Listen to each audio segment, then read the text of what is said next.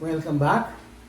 Our lesson today will be to find out the relationship between the coefficients and roots of a quadratic equation.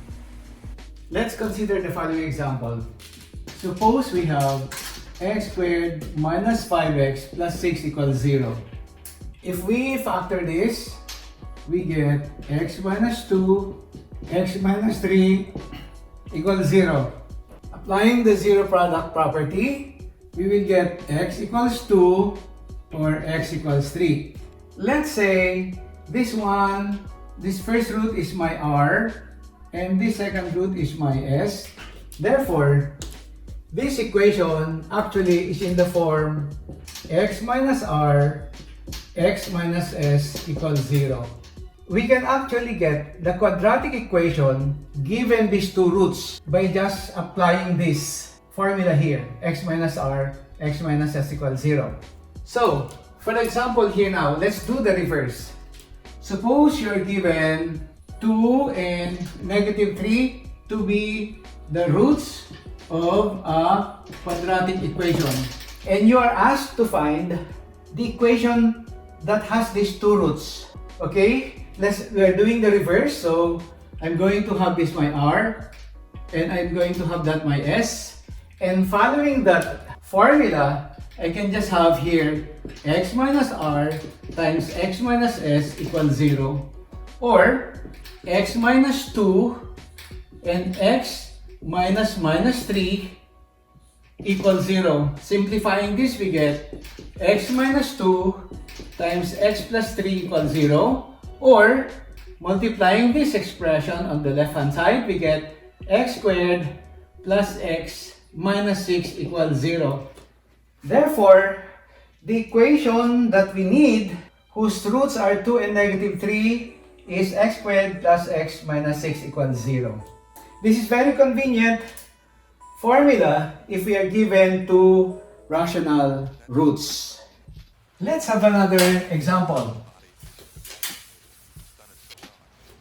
Suppose you have these two roots of a quadratic equation, and you're asked to find a quadratic equation with these given roots. And I will ask you to write your answer in standard form, x squared plus bx plus c equals 0. Okay? Here, earlier we had x minus r times x minus s to be the factors of this expression here on the left hand side, giving us the equation that we are looking for. Let's apply that here. So, for example, we let this be r and we let this be s. So, our needed equation therefore will be x minus 1/2 times x minus 1/3 equals 0. And I can just do distributive multiplication so that I can write my answer in this form. This is actually now the equation that we want, but we are asked to write that equation in that standard form. Let's do distributive multiplication.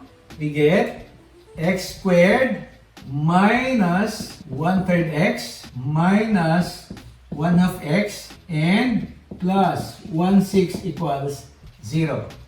Simplifying this further, I can remove these denominators here so that I will only have integer coefficients to my equation. So I will need 3 to 6 LCM, which happens to be 6. That's the number that will eliminate these denominators. Applying MPE by 6, I will get 6 times x squared is 6x squared. 6 times negative 1/3 x will be negative 2x. 6 times negative 1/2 x will give me negative 3x. 6 times 1/6 will give me 1. And 6 times 0 equals 0. Simplifying this further, I will have 6x squared minus 5x plus 1 equals 0. This is the quadratic equation with these given roots 1/2 and 1/3. Suppose we're asked to find a quadratic equation with these given roots. 1 plus square root of 2 and 1 minus square root of 2. Notice here that these are irrational roots. And we said earlier that irrational roots will appear as irrational conjugates. Meaning, if 1 plus square root of 2 is a root, then its conjugate 1 minus square root of 2 is a root, so that the quadratic equation whose roots are this will only have rational coefficients. Okay, applying this same rule, I can now have here x minus 1 plus square root of 2 times x minus 1 minus square root of 2 equals 0. For us to transform this to the standard form, we will be again employing distributive multiplication.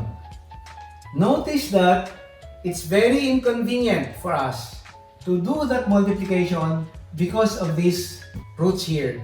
I would say that this form of our equation will only be convenient if R and S are rational roots. So, what is our alternative then? Let's consider again our quadratic equation. Ax squared plus bx plus c equals 0. A, b, c, element real, and a not equal to 0.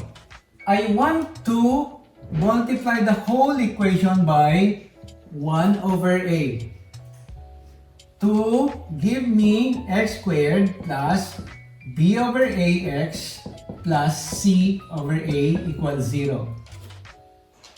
This one is valid because a is not equal to 0 here. If you look at this equation, we are familiar with these two ratios, c over a and b over a.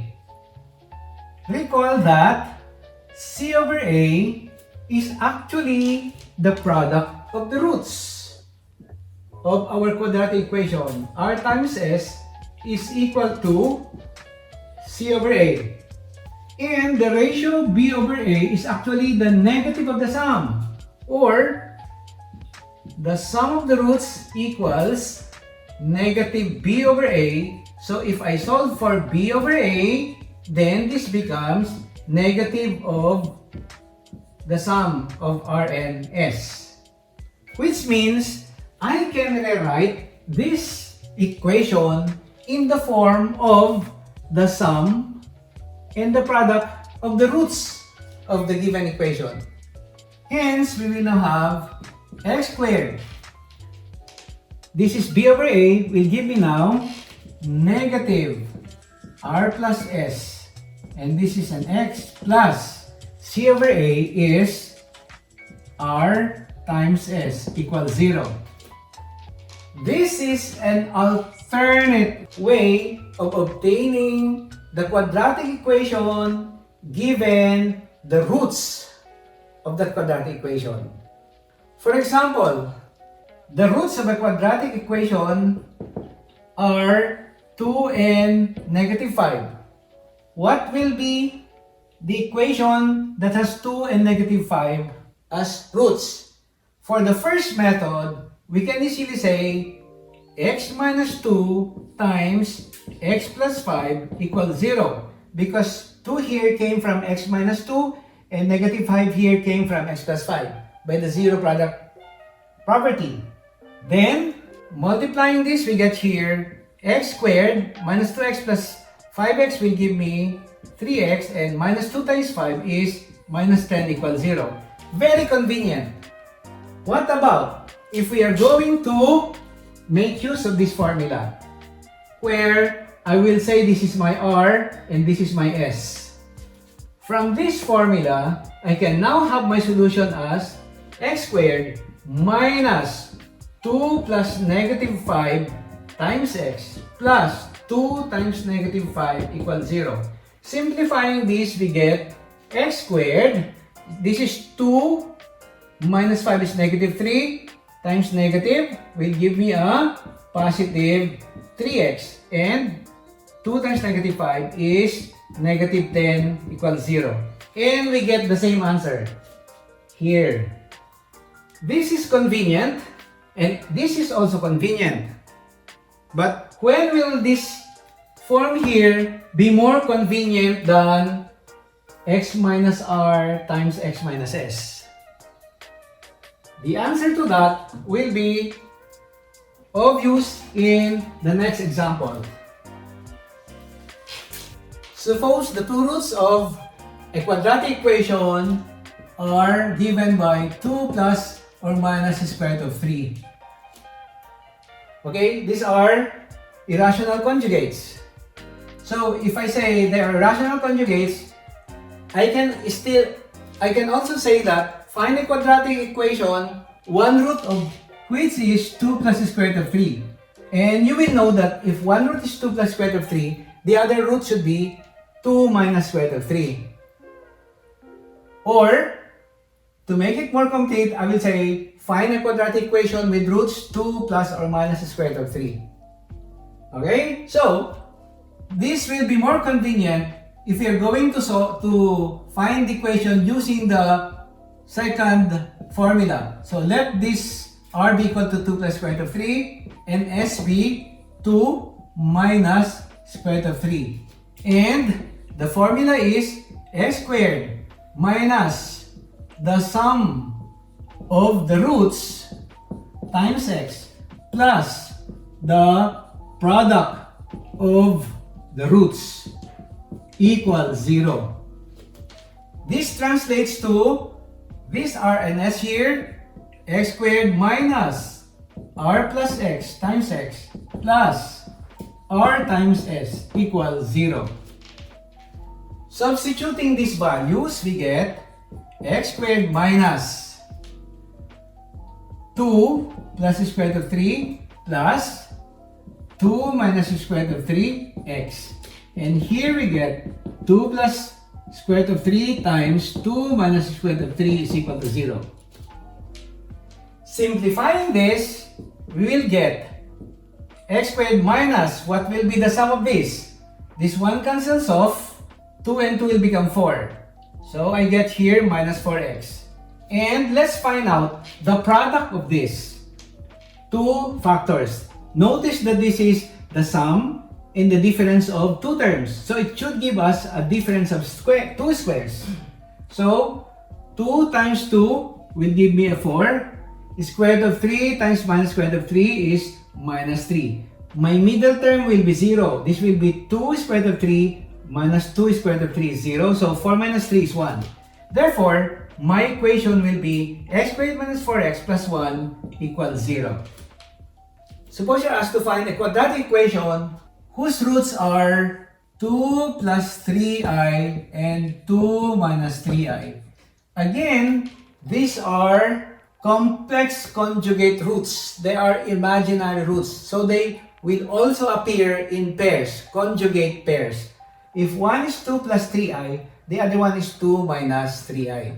Again, it will be easier for us to apply this form of our formula instead of applying this to get the quadratic equation whose roots are these imaginary complex conjugates. So it will be easy for me to say that I can have this as my r, 2 plus 3i, and I can have this as my s, 2 minus 3i. And even without substituting here, I can actually say I will just get my r plus s here, and if I add here r plus s, I will get here a 4. That will be the sum of these roots. Now what about my r times s? I can have 2 plus 3i and 2 minus 3i.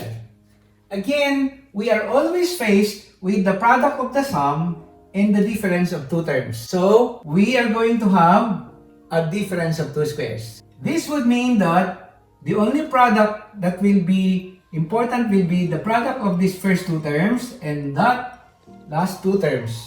So, therefore, I am going to have 2 times 2 is 4 minus 3i times minus 3i is minus 9i squared. Here, I squared is negative 1. So I will have minus 1. And I will get here 4 plus 9 is equal to 13. Now I have the sum of the roots as 4 and the product of the roots as 13. So going back to this formula, I will now just have the required equation as x squared minus, what is the sum? The sum is 4x. And what is the product? The product is 13 equals 0. So this is the quadratic equation with roots 2 plus 3i and 2 minus 3i. Okay, suppose I just ask you to find a quadratic equation, one root of which is 3i plus 7. So this is a complex root. So this complex root has a pair. Okay? So what should be the pair of this complex root? Is it going to be 3i minus 7 or 7 minus 3i? What do you think? Well, I should tell you that the conjugate of 3i plus 7 is actually minus 3i plus 7, not 3i minus 7. Okay? So therefore, if you want to get the equation, if you want to get the quadratic equation, one root of which is 3i plus 7, then the next root will be negative 3i plus 7. So, if I will let this be equal to r and this one be equal to s, I can already get what is r plus s. The sum of the roots should get rid of the imaginary terms. So we have 7 plus 7 is 14. Okay? And the product, r times s, I am better at multiplying these complex conjugates by rewriting 3i plus 7 as 7 plus 3i and minus 3i plus 7 as 7 minus 3i. So, this is the sum and the difference of two terms again. So, I will get here 49 and 3i minus 3i will give you minus 9i squared, but that gives you a plus 9. So I get here 49 plus 9 is 58. Going back to this form, my equation therefore will be x squared minus the sum, which is 14x, and the product, which is 58, equals 0. So the equation whose roots are 3i plus I and minus 3i plus 7 is x squared minus 14x plus 58 equals 0. Here, note that 3i plus 7 and 3i minus 7 are not conjugates, as I was telling you. Because if we get the sum of these two, what do we get? 3i plus 7 and 3i minus 7 will give me 6i plus 0. And it did not eliminate my term with the imaginary component. So, that's the reason why I said the conjugate of this should be the opposite of this term where the negative is before the imaginary term. Okay? This ends our discussion on the relationship between the coefficients and the roots of a quadratic equation. Thank you and have a